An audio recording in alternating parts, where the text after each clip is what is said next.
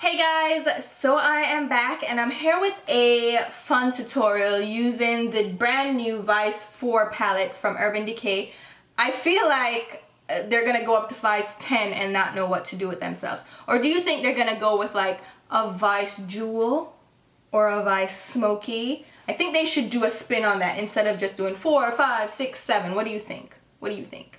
Anyway, we're gonna do a tutorial using this palette here. I actually use quite a few shades out of this palette and I liked the results and I like how everything turned out. I do recommend using a damp brush or a very sticky base with some of these shades because they are kind of glittery and chunky and they will be a fallout mess on your skin, and I know you don't want that. So dampen your brush, use a sticky base to use some of these shades. Overall, the shades that I used, I had very good results with them. They were easy to use, they were nice and blendable. I don't think it's an all-around palette because I did need blend-in shades and I would have liked like a deeper black shade. To me, it's one of those palettes that would be a fun palette to add to your collection. So you already have a neutral palette and you just want pops of color. I think this is a good palette to grab, or any one of these kinds of palettes from Urban Decay. So if you want to see how I did this fun, bright purple look, then stay tuned and I will talk to you soon. So here's an up-close view of the look that we are going for. So let's get right into it.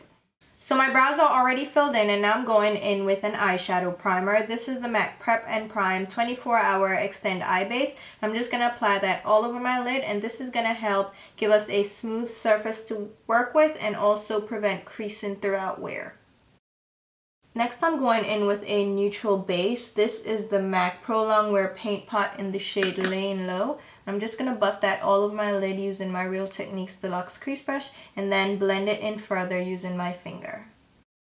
Next, I'm going in with my blend-in transition shades, and I'm mixing the shades M650 Cookie and M660 Speculous from Makeup Forever, and just buffing those into my crease area using a all-over shadow brush from IT Cosmetics. This is the 216 Live Beautifully brush, just buffing it in windshield wiper motions in my crease area. Now before I apply my eyeshadow, I'm going in with some of my Smashbox Photo Finish Primer Water, and I'm going to grab some of that on a synthetic buffer brush. This is from Rite Aid, believe it or not. I really like this brush. And I'm going to wet my brush before I dip it into my eyeshadow, and the shade we're going in with is Beat Down from the Vice 4 palette. And I'm just picking it up on that brush, making sure we get enough product on the brush. And then I'm going to blend it all over my lid, and it creates kind of a cream eyeshadow and really gives us rich color payoff and a lot of shimmery intensity to the shadow. And I'm just spreading it all over my lid, and then once that eyeshadow dries just a little bit, so I'm making sure that it's not as wet or moist anymore, I'm making sure it dries down just a little bit, and I'm grabbing the same brush and I'm going to go around the edges of the shadow just to blend out those harsh lines. So just go around the edges and using soft circular buffing motions to blend that shadow out.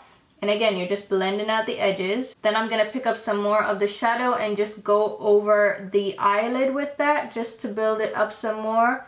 And then again, just go around the edges very lightly. You can use windshield wiper motions, just very light motions just to blend that color upwards. And with the blend-in shades down in the crease already, that should help you with blend-in as well. Then I'm going in with the shimmery lilac shade in the palette. This is the shade Harlot. And you can again dampen your brush if you want to, and I am just going to apply this shade on the inner tear duct area, and if you dampen your brush it's going to intensify that shade again. So I'm just going to dab it in the corner and then try to blend out the edges inwards into the purple that we already have down, and then clean off the excess off the brush again. And I'm just going to go in and fade the edges into that darker purple, that beat down shade, and just blend out the edges also in the inner tear duct area, just going around again using little circular buffing motions, and that color will blend nicely upwards. Since there's no true black shade in the palette, I'm going in with the dark brown matte shade. This is the shade Delete, and it actually works out great to do a simple smoky eye without being too overwhelming. It's a rich dark brown, and I'm just going to darken up the outer corners of the eyeshadow. So I'm just applying that color in zigzag motions to deposit it and then bring it upwards into the crease. And I'm just gonna grab a clean blending brush. This is the 119 All Over Shadow Brush from IT Cosmetics. I love this brush for blending and kind of erasing lines in the crease area. So I'm just gonna go around the color just to make sure everything just fades nicely into the crease. Now for the highlight under the brow, I'm just gonna use a mix of the shades Framed and Discreet. And they're beigey shades. One's more yellow caramel and one's more of a pinky beige. And just apply them underneath my brow area using my 252 large shader brush just to highlight that brow, and also blend that color down so it blends out the edges of the color on the crease as well. For the lower waterline, I'm going to use one of the Sephora Colorful Shadow and Liner Pencils, the matte versions, and I'm using the shade 36 Staying Alive, which is just a matte green teal shade. And then for the lower lash line, I'm going in with the bright green shade from the palette. This is the shade Grasshopper, and I'm just applying that on a MAC 242 and applying it directly on the lower lash line area, pulling it all the way in. And then I'm going to go back in with that All Over Shadow Brush from IT Cosmetics, the number 119, and blend out the edge of that color so that it fades nicely and it doesn't look too harsh on that lower lash line. I'm also going to go back in with that shimmery lilac shade from the palette, Harlot, that we used on the inner tear duct, and pull it downwards on the inner lower lash line just to brighten up that inner tear duct and pull the whole look together. Then go ahead and apply your favorite mascara. Any mascara will do. For my lower lashes, I like to use the MAC Extended Play Giga Black Lash. It's just a perfect mascara for the lower lashes because the brush is really small and the formula is nice and black. For my lashes, I'm going to use some from Eyebrow. These are the number 115 Lengthening, and this is a 3-count pack, so I'm just going to grab that top set. And I did clip off just a little bit of the end, so you'll see it there. I cut off just a little bit on the end of the lash just to make sure it fits my eyes perfectly. And then I'm going to apply that using my Revlon Precision Lash Glue. I'm going to see if this lash glue works for me better than the one I've been using, and I'll report back to you on how it goes. Alright, so here go the eyes completely done. Really pretty, so let's go ahead and finish up the rest of the face. Alright guys, so let's go ahead and finish up the face. And for my foundation today, I'm actually using a new one. This is new from MAC. It's their MAC Studio Water Weight Foundation. And I'm using the shade NC45. And this foundation, they made a comparison to this and Face and Body Foundation, which a lot of pro makeup artists absolutely love. But I just couldn't get the hang of it. I wasn't in love with it. Like, the finish was a little bit too tacky for me. This one is a better alternative for everyday consumers, I would say. And it's very lightweight, very light coverage, but it has decent coverage. I shouldn't say it's very light coverage. It's light to medium coverage.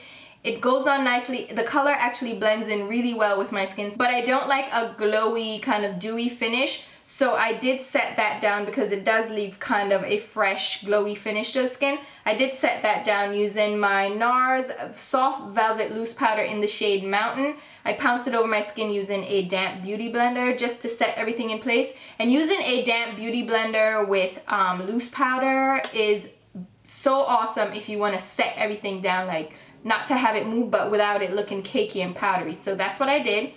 And then to darken up the extremities of my face, I'm using a new shade I picked up from NARS. I got the pressed version of this one. This is the shade Valley. It's their pressed powder.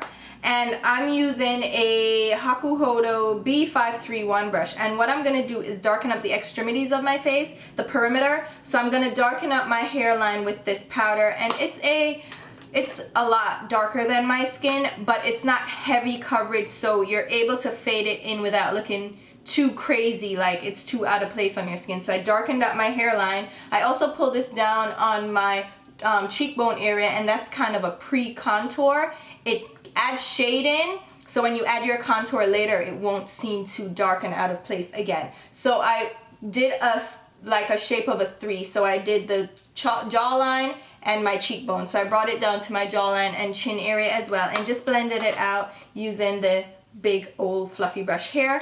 And then for the actual contour, I'm going back to one of my old favorites that I have been neglecting. It is my Marc Jacobs Hi-Fi filter. This is the Light Filter and Contour Powder. It's a duo, it's really big. And I'm grabbing that on my Kevyn Aucoin number, it's not a number, it's a contour brush. This is a new brush for me.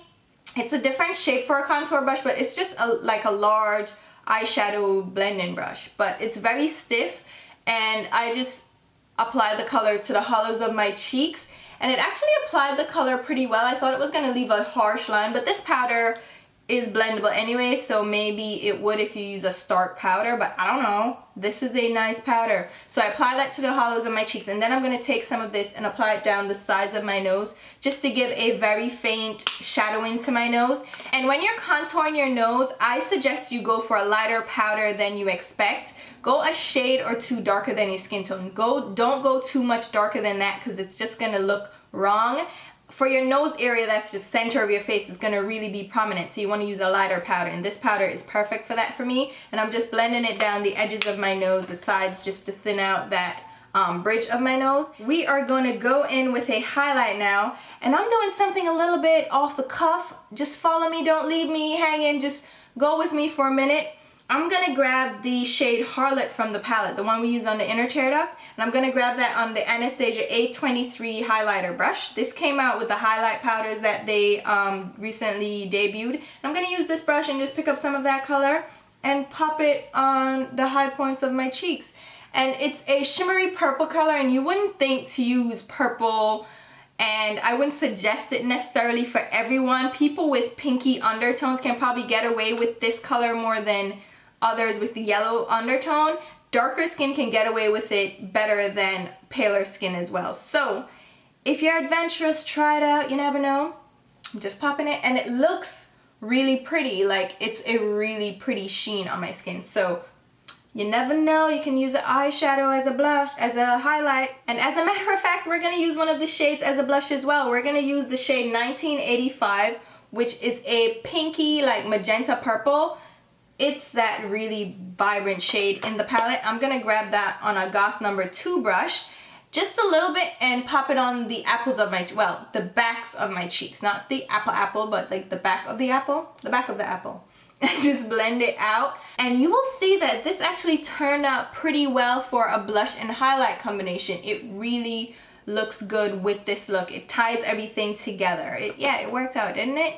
And then for the lips, I wanted to use a couple of the new liquid suede lipsticks from NYX. These are their versions of liquid lipsticks, because everybody has liquid lipsticks. So NYX had to get on the bandwagon. And for this, I'm going to use the shade Soft Spoken, which is a pinky nude shade. And I'm going to apply this all over my lips. It's a really nice nude color, especially for deeper skin, because it is like a nude that's specifically for us. It's perfect. It's going to look obviously deeper on pale skin and lighter skin. Then I wanted to make it a little bit more pink, so I'm going in with the shade Tea and Cookies, which is a lighter pink. I didn't want to use this on its own. I wanted to deepen it up, so I kind of mixed the two. So I get a shade in between these, which is still a dusty rosy pink, but it's a lighter pink. Just follow, just see, this is what I got. So the lips are done, the face is done. That wraps up the look. I really enjoyed this look. I love how it turned out, and I'm really happy with most of the shades in this palette, but there are a couple of shades that are a little bit chunky, and they are gonna be fallout hell. So if you're interested in checking out the palette, it's definitely one that's really pretty. It's gorgeous. It's a little bit on the pricey side, but it's a holiday palette. You know, people get all crazy about these. I enjoyed it for the look that I just did, and we'll be testing it out some more, and I will do a review on this coming up. And hopefully you guys enjoyed the video. As usual, I'll leave a full list of the products used down below in the description box, as well as links to my Instagram, Twitter, and Facebook page. And don't forget to hit the subscribe button. Don't forget it if you liked what you saw. And until my next video, which will be very soon, I'll talk to you. Bye, guys.